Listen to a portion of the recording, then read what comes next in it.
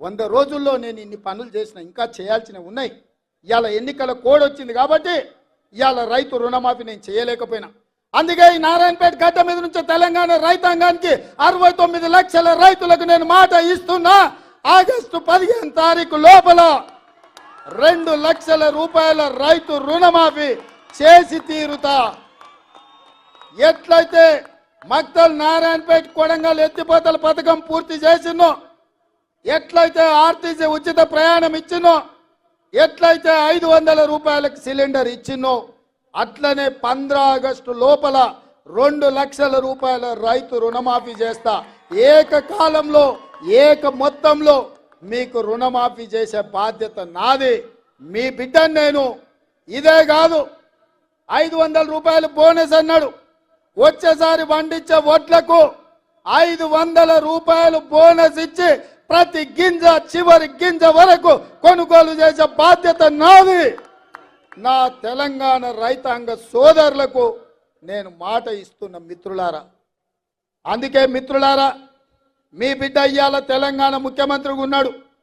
మనం ఏదన్నా చిన్నదో పెద్దదో ఎమరుపాటుగా ఉన్నా కునుకు తీసినట్టు కళ్ళు మూసుకుంటే కుట్రలు ఉన్నాయి, కత్తులు తీసుకొని బయలుదేరిండ్రు. ఇవాళ ముందలనే యుద్ధం కాదు, వెనకాల కూడా యుద్ధం చేయాల్సిన పరిస్థితి వచ్చింది.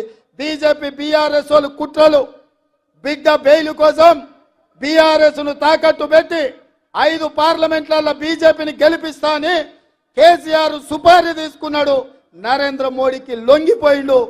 బీఆర్ఎస్ కార్యకర్తలారా తస్మత్ జాగ్రత్త, మిమ్మల్ని మోడీకి తాకట్టు పెట్టిండు బిడ్డ బెయిల్ కోసం.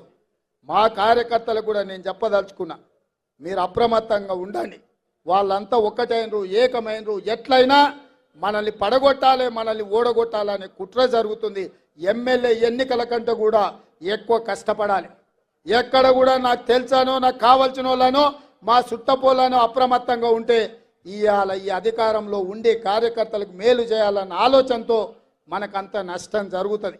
ఈ ఎన్నికలైన మరుక్షణం సర్పంచ్, ఎంపీటీసీ, ఎంపీపీ, జడ్పీటీసీ స్థానిక సంస్థల ఎన్నికలు రాబోతున్నాయి. ఇవాళ మీరు ఊర్లలో పట్టు వదిలిందంటే రేపు ఎవడో ఒకడు మోపైతాడు. వాడు సర్పంచ్కి వస్తాడు, వాడు వార్డు మెంబర్కి వస్తాడు, వాడు ఎంపీటీసీకి వస్తాడు, వాడు ఎంపీపీకి వస్తాడు, వాడు జడ్పీటీసీకి వస్తాడు. రేపు మీ ఎన్నికలలో కూడా మీకు తలకాయ నొప్పి అవుతుంది. ఎన్నికల ఖర్చు తడిసి మోపెడవుతుంది. ఎంపీ ఎన్నికలైన ఎంబడే 2 నెలలు తిరగకుందే మీ స్థానిక సంస్థల ఎన్నికలు పెట్టే బాధ్యత నాది. మిమ్మల్ని గెలిపించే బాధ్యత నాది. ఇవాళ ఎవరైతే బూతులలో మెజారిటీ తెస్తారో, ఎవరైతే పార్టీ జెండా కష్టపడి మోస్తారో, ఎవరైతే పార్టీ గెలుపులో భాగస్వాములుగా ఉంటారో వాళ్ళందరినీ గుర్తుపెట్టి ఎట్లయితే శంకర్కు, శ్రీహరికి, సరితకు, పర్ణికకు, అరవింద్కో లేక అనిరుద్కో, మధుకో, ఎన్నంకో ఎట్లయితే కష్టపడ్డోళ్లకు టికెట్లు ఇచ్చినామో మీకు టికెట్లు ఇచ్చి గెలిపించుకునే బాధ్యత పార్టీ తీసుకుంటుంది. మిత్రులారా, మీ శ్రమ ఊరికే పోదు, మీ త్యాగం గాలికి వదిలేయము. మీ త్యాగాన్ని గుర్తుపెట్టుకుంటాం, మీకు అవకాశాలు కల్పిస్తాం.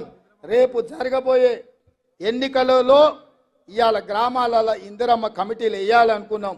ఇల్లు ఇచ్చినా, పెన్షన్ ఇచ్చినా, గ్యాస్ సిలిండర్ ఇచ్చినా, రాజీవ్ ఆరోగ్యశ్రీ కార్డు ఇచ్చినా, రేషన్ కార్డు ఇచ్చినా, ఏది ఇచ్చినా ఇందిరమ్మ కమిటీలను నియమించి ఆ కమిటీల ద్వారా గ్రామాలలో మీ చేతనే పేదవాళ్లకు పంచిపించి పేదల్ని ఆదుకునే బాధ్యత మీ చేతిలో పెడతాం.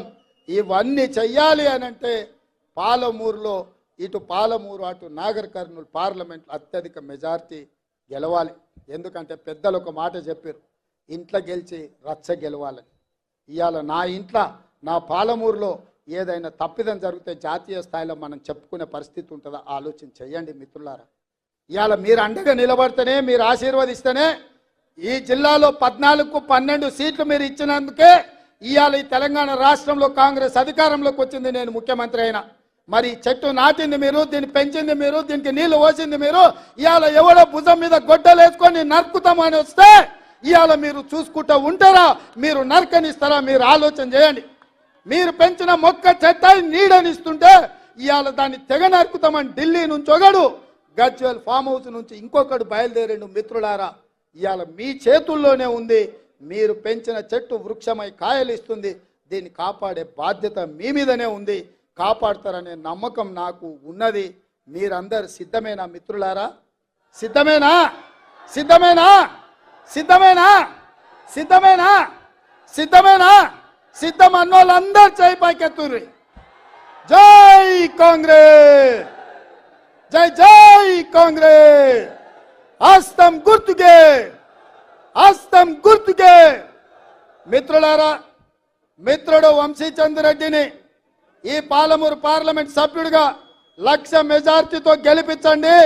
మీ తరఫున ముదిరాజుల ఏ కేటగిరీ కోసం, మాదిగల ఏబిసిడి వర్గీకరణ కోసం ఢిల్లీలో నా మిత్రుడిగా మీ ఎంపీగా మీకోసం కొట్లాడతాడు, మీకు అండగా నిలబడతాడు.